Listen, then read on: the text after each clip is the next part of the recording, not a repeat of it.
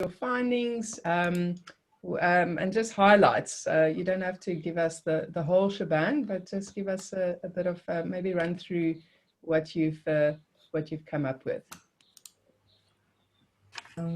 Marley, thank you. Do I share the screen or do I just talk? You do whatever works best for you, okay? So you okay. Yeah, visual props always help. So let me open that up. Yes, our visual cortex is much bigger than our rational brain, right? Okay, so yeah, so we thanks to firstly to Nadia and to Juliet for kicking us off last week. Grace wasn't able to join us, and I also had to dash early. So thanks, ladies, you got us off to a great start. We connected last night just to wrap all of this up. So I think I'm going to speak for the whole team when I say when we got to the purpose and the values of Amazon, it was tough because you know it's kind of trying to. And this might be my cynicism and my bias and everything going in there, you know, but it's like you're trying to develop values and purpose and trying to fix it for someone who in my mind has just got a cold, dead heart, you know, so, but that said, so we figured that probably a good place to start was instead of putting profit over people, is just to flip that and just to put people over profits. I think that's probably a very, very good, well, an easy place to start. And also, probably something that should be in their values that I doubt is in there at the moment is the impact of, like, they're one of the biggest distributors of product all over the world, right? So there's a lot of packaging and there's a lot of environmental impact and damage with that as well. So also to somehow bring that into, you know, bring that into your business practice. I think when you're that big a company, it should be, you know, you should see it as one of your responsibilities. In terms of decision making as well, we got quite stuck here. I won't lie. We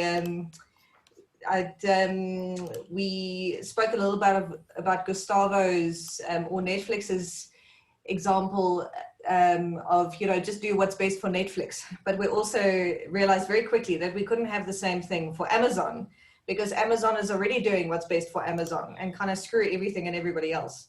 So we had to, what we then decided was to flip it a little bit and go, you know, do no harm. So do whatever it is that you feel you need to do, but do no harm, not for yourself, not for the planet, not for the client. And for some reason, the example that really stuck with us was the employees that had to pee in a cup. So, you know, that's almost just where we come back to it. So it's like, if you've got to choose between packing the package now or sending this package off now, and, you know, taking a quick bathroom break, not doing so harmed yourself. So, you know, and it doesn't necessarily harm the customer to just take that break and actually look after yourself for that 5 minutes and come back. So those were kind of our guiding principles. In terms of meetings, a lot of the businesses in the case studies, they have like a no meeting Wednesday or no meeting this. So we did speak about having daily Scrum meetings, an opportunity for the team members and everything to check in. So your daily Scrum meetings, I think probably everybody has gotten involved with Agile on some level or another, but Scrum is normally, okay, what did I do yesterday? What am I doing today? And what am I planning for tomorrow? And also if there's any challenge that's keeping you from delivering on what it is that you need to do that day. So daily Scrum check-ins for the team, having an agenda, you know, shared before the meeting so that everybody knows what it is that we're going to discuss. So it's not just another session where you walk in and just everybody is meeting, and there are no outcomes. The norms and rules, we spoke about having values-based decision-making, and then that's very easy to then map that back to the values that we gave to them, is that people over profit and sustainable business practices. Also, it ties in nicely with a cause no harm. So I think if you're guided by those three things, then that should kind of have an approach for most of business decision making.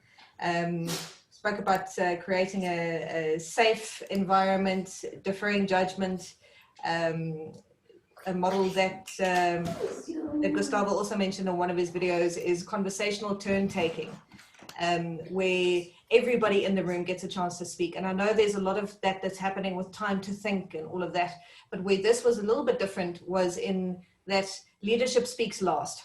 So you give everybody an opportunity to speak about the elephants, the stinky fish, like the stuff that everybody knows is an issue, but nobody really wants to talk about, the stuff that has happened that's still affecting culture, and generally just the stuff that's making you feel, ugh, you know, and not lacquer during the day, and that's on your mind and they would like to get solved.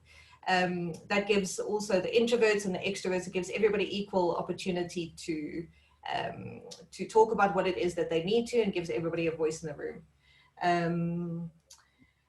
Yeah, what behaviors do we punish?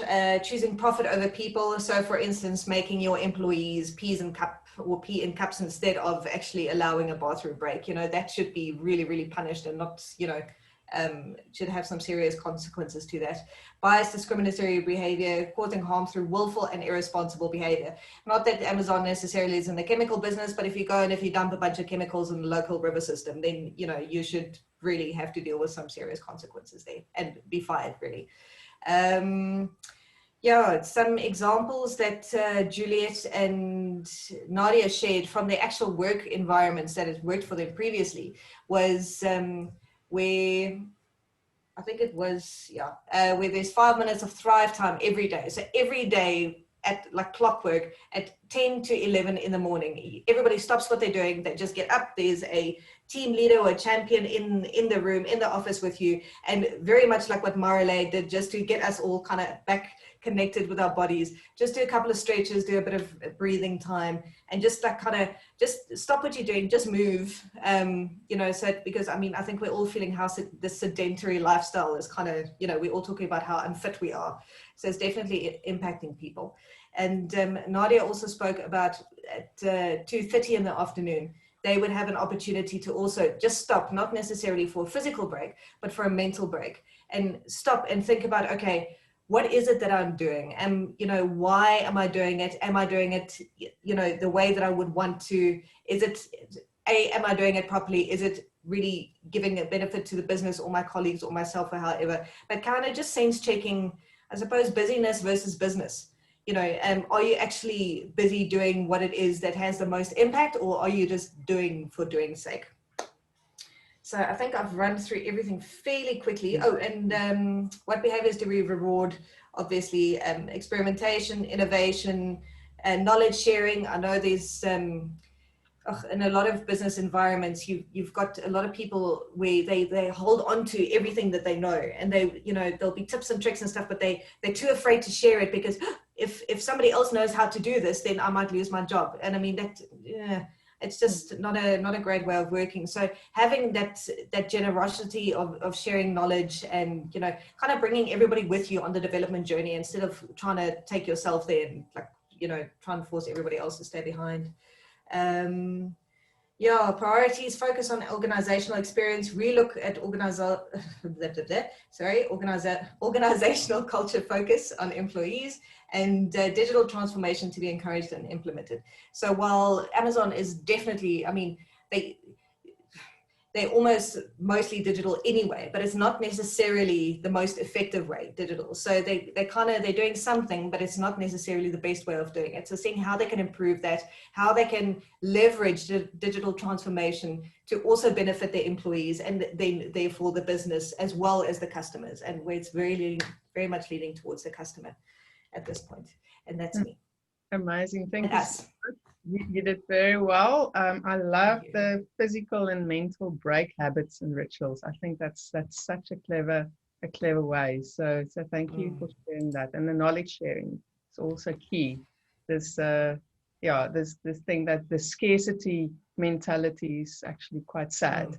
There's so much for everybody. So so rightfully, thank you. Thanks for that. All right, now. Thanks, team. Thanks, team. Amazoniacs, right? Okay, cool. So let's close enough. Let's do Marie. Just a quick 10-minute feedback. Thank you. Hi. Let me just share my screen quickly.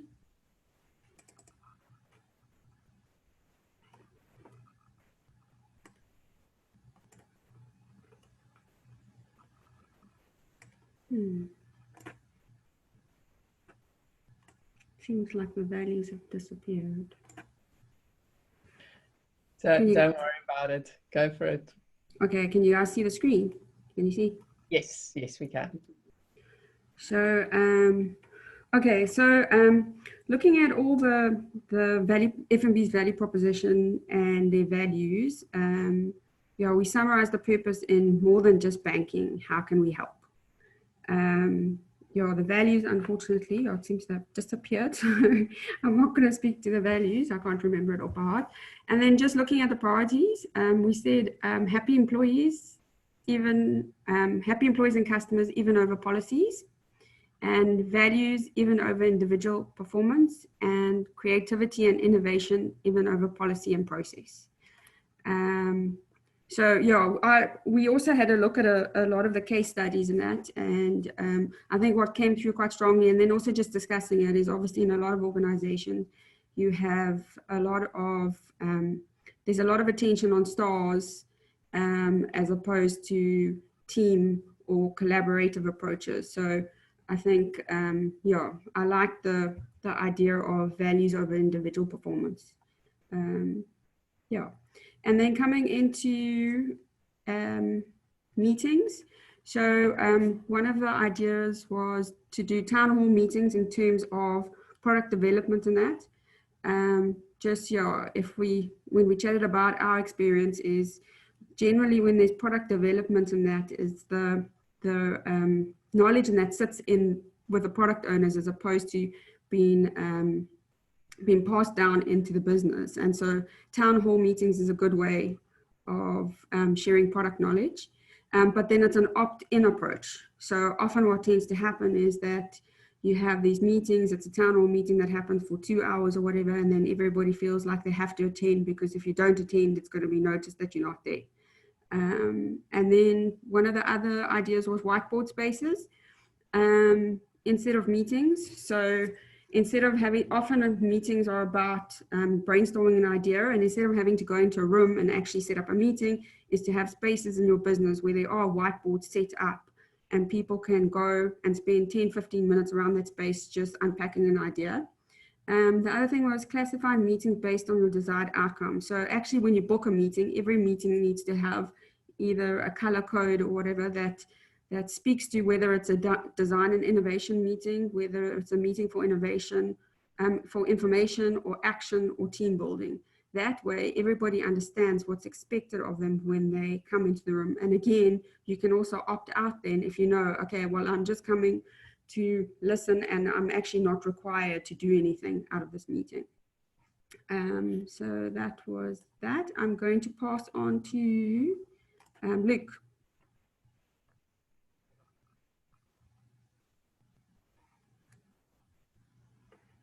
Luke, are you there?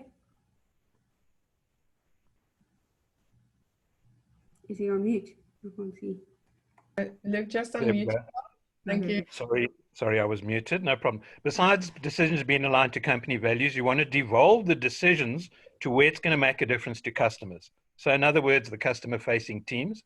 Within those teams, you want collaboration and cooperation to happen so that they are ultimately involved in the decisions. We all know that when people's been involved in a decision, they will buy into the solution. We also want to get a lot closer to our customers in terms of focus for them. So where we have pain points, we need to ensure that we also get the customer, the outside in perspective. Those are the most important points. And we also then need to align decisions that people make for customers with their own learning and growth. And if we can get that right, aligned to their own purpose, it will go well. I'll talk to feedback quickly as well. So clearly the feedback needs to be based on your brand value. It needs to be around about your brand essence and customer journeys, and also the important touch points. You don't want to ask for feedback on something that isn't important to a customer.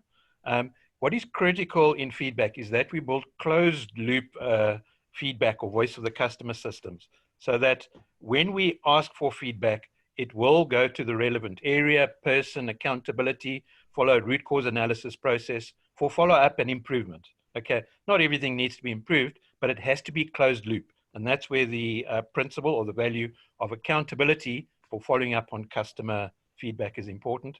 And linked into that, obviously, is the root cause analysis, which I mentioned. I think I've got Yeah, those are the two I've got. Thank you. Okay, we're going to pass on to Vidiana.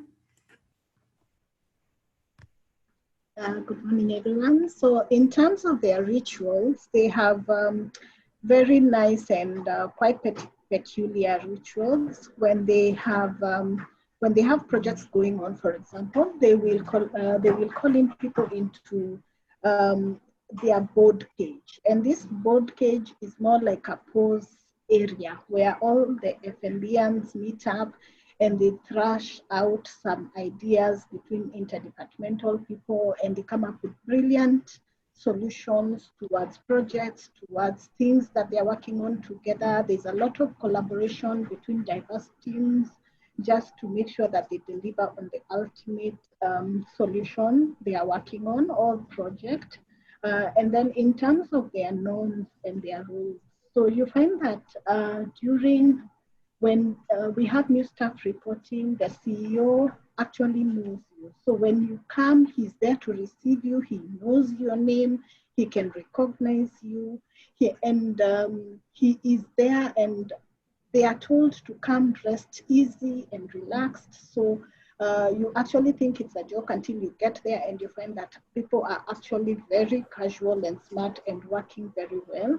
So they have a cool and relaxed atmosphere just in the office, and everybody is happy to be in that space. Everybody is happy to collaborate with the others, and it's an amazing work environment. Then in terms of psychological safety, the CEO actually appreciates input, even from graduates. You know, you wouldn't imagine that he would want to listen to what a graduate has to say. But there he is, he welcomes their input and he values their input. So him giving opportunities during his engagements with staff and even to graduates to give their opinion or to give their input or their views actually just shows that there's the space and environment for people to speak out and say what they have in mind. They also have a very flat structure, and the environment is very friendly. As much as yes, they hold each other accountable and everybody is responsible for themselves, for their action, they still have an opportunity just to air out what they feel and what they think. Thank you. Okay, then in terms of behaviors, so the behaviors that we punish, I'm just going to highlight one or two. So behaviors not aligned with the values, and then self-promotion at the expense of the business, the customers, or the team. And then what behaviors we reward, any behavior that builds customer loyalty, co-creation and cooperation, mutual respect, and innovation and creativity. Luke and Vidiana, is there anything else you guys want to add? No, I think you got it. Thank you. Amazing. Well done. That was a great team effort. Thank you very much. It looks like, what did you call the place where they collaborate and brainstorm? What did you, I couldn't hear it. So some kind of cage or what? What did they call that? The board cage, like a boardroom. So that's the board cage. That's okay. Where it's like a pause area where they sit over a game of pool or even coffee, and they just think through, discuss, and come up actually with actionable things over a game of pool. So it's quite interesting. Yeah. And the importance of the leadership being accessible. I think the fact that the CEO meets and greets the people and are on the floor makes a huge difference in a culture where it's visible. So that's quite cool. Thank you very much, that team. So let's do the last team. Kirsten, you've got 10 minutes. Let's go through yours.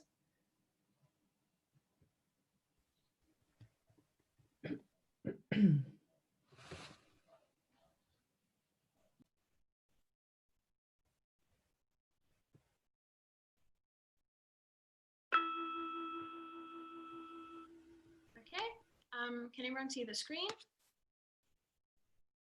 Yes, thank you. Cool. I think, Jared, do you want to just do the middle section quickly. I see you've joined the call. Yeah. So do the first, are we going down? I think do the middle first, start with purpose and Okay, value. the purpose and the value, sure. Okay. What we have regarding the purpose, let me just get this pop out the way. Okay, the purpose and why do we exist? What we were saying based on the information that I got, my research was that customers feel that they belong to an exclusive club. To remember again, our brand was Adidas, and what they were saying was they want people to feel like if they're wearing Adidas that they belong to an exclusive club, that they're part of something. Also that they want to sell apparel that is fashionable and comfortable. So there are two types of customer segments: was professional sports and then the active everyday user. So for gym and hiking and active wear and such. When it comes to values, what is it that they believe in? We were saying that it's quality, people orientation, and there's a big focus on the environmental impact. Those are the three big key ones that I picked up. Kirsten? Cool. Okay, so then we looked at obviously all the aspects of the board. From a decision-making perspective, we said down the chain of command from the CEO to entry-level staff, and based on who has the most experience and information. Why we said that is from a communication perspective, making sure that everyone is 100% aligned, making sure that the CEO communicates his vision effectively to the exco, which is communicated to management and communicated to all staff clearly. And then, have the senior staff engage with people who have contact with problems and direct contact with the customers. So as Luke was saying, involve everyone in the decision-making process. Ultimately, the buck stops with the CEO, but he should be engaging with his exco and the management teams and the people who engage sort of, right at the coalface with customers and face problems. Then meetings, we agreed that with some of the other teams that, meetings need to have a clear focus, and we suggested that meetings always be framed somehow around a customer problem, because that'll also really grow like a customer focused culture throughout the entire organization if every single problem has to be framed around a customer. Obviously, we believe in collaboration across many departments and different teams, and employ an agile mindset. So, you can always chop and change as and when the environment changes. Norms and rules, we evaluate the employee's behavior based on company's values and not based on individual feelings. So while we do obviously take individual feelings into account, really try and drive like a homogeneous culture across the organization, and encourage creativity of expression, but within the boundaries of company values. You don't want someone to be destructive or anything like that.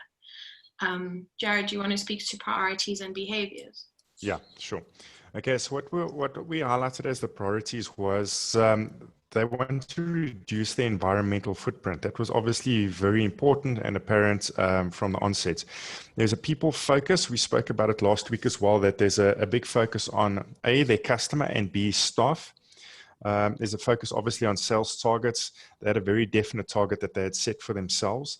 And then quality products, that the brand be synonymous with the quality that people associate with their brand. If we look at the behaviors that they punish, actions that speak against the organizational values and culture. There was a strong drive with regards to the culture. Poor customer service, and then poor quality of product, which ties up with their priorities. What we said with regards to behaviors that they reward, it's definitely teamwork, big drive regarding innovation, and then accountability as well. That's me. Then looking at rituals and managing projects, start projects with excitement, clear objectives, expectations, roles and success metrics, manage projects with milestones and celebrate each milestone in some small way, just so you keep that momentum and that excitement throughout the project. And end projects with a review, what worked, what could be improved next time, and recognize staff members for their contribution to that project in a fun way. Like, you could introduce a ritual like a fines meeting in sport, in sporting teams kind of thing at the end of the project, which kind of breaks down some barriers for people to work together again, makes them get to know each other and feel comfortable with one another. Then feedback within the organization. Honesty is absolutely key, even when it's difficult. Make sure there's open communication between levels, set SMART goals, have regular check-ins, provide staff with guidance and support to achieve what they want to achieve through personal development plans, and have a focus on providing relevant training to help the staff grow. And then psychological safety, celebrate honesty and ensure it is a value of the company. Never punish someone for having an opinion or contributing to a discussion. Celebrate diversity in thinking and encourage participation from all levels. So that's us. Amazing, well done. Just have one question. I wonder if they all wear Adidas to work.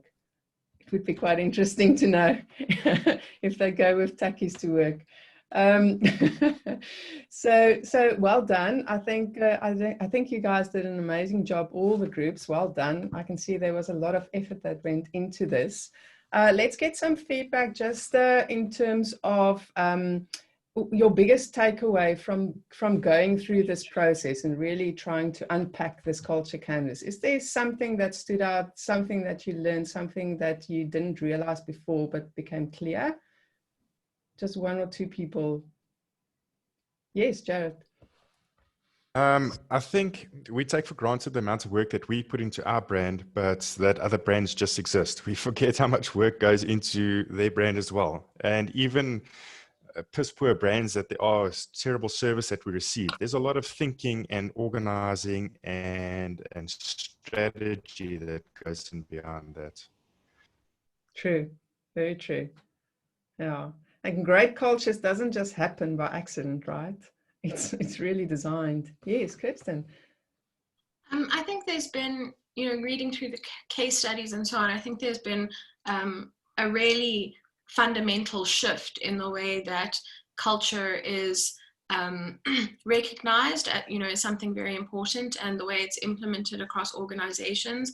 I think, let's say, 20, 30 years ago, it was something defined by like an agency or defined by the exco, and then these values slapped on the wall, and we hope people read them and adhere to them. And I think it's shifted so much. I think, these days it's, if you read like the Netflix examples and stuff, they have taken a very unconventional approach.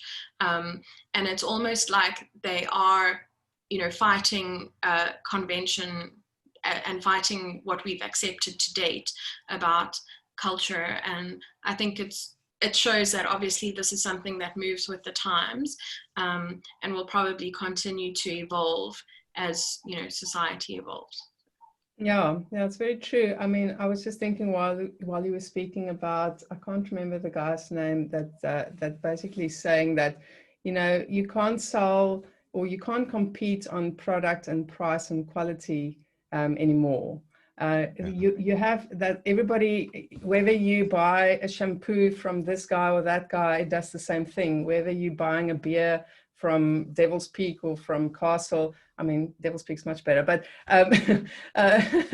it's personal choice. It's still beer, right? So what is the differentiator? The differentiator is people. Whether that is your internal customer or your external customer, and I think that's what people, why you see the movement.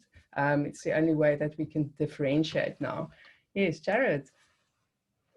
And it's strange now that we're looking at these big brands. Even these big brands are struggling with the very same things that we're struggling with, and they're not getting it right. I think it's new for all of us. It's trial and error. Plus, we've got such a diverse customer base. So it's interesting to see. I think if one person or one organization gets it right, so you can't replicate that formula across all businesses. It's different depending on your demographic, what you're selling, what your organizational values and culture is. I think it's very organic and it's very personal to the organization. Correct. Yes, Johan.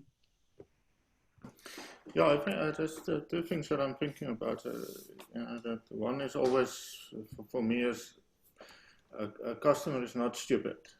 So he always sees through you. And I think that is where a lot of loyalty walks out of the door. Because the customer sees your culture being portrayed in your marketing. The moment he walks into a branch or a shop or whatever, and he doesn't see it. I mean, I think that the psychological impact of that, I think, is more powerful than we sometimes give it credit. And I think that will definitely affect loyalty.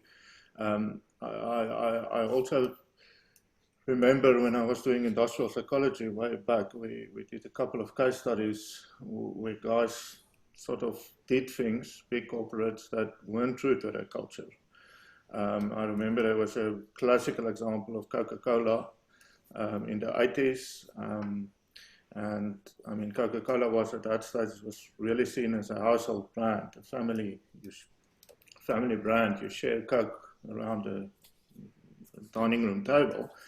And they brought in Madonna at that stage as a champion for Coca-Cola. And they dropped, I think, 2 basis points on the stock exchange directly after that, because people reacted and they said, listen, C doesn't portray the cultural values of Coca-Cola. So I think brands must be very careful. They sometimes associate with the flavor of the month to try and grab people, but I think that they sometimes do more damage with trying to be very controversial or trying to do things. So I just wanted to throw that in. I think that is quite an interesting case study that I remember from 28 years ago. Amazing. Yeah, so culture is a very interesting and evolving thing. It's not something that you can bottle for everybody and just sell. It is different. So well done on a job well executed. I can see that you put in a lot of effort, so thank you very much for that. And hopefully you're gonna still continue working on this and fine-tuning it as you go, and work on the aha moments as well. So Chantal, back to you.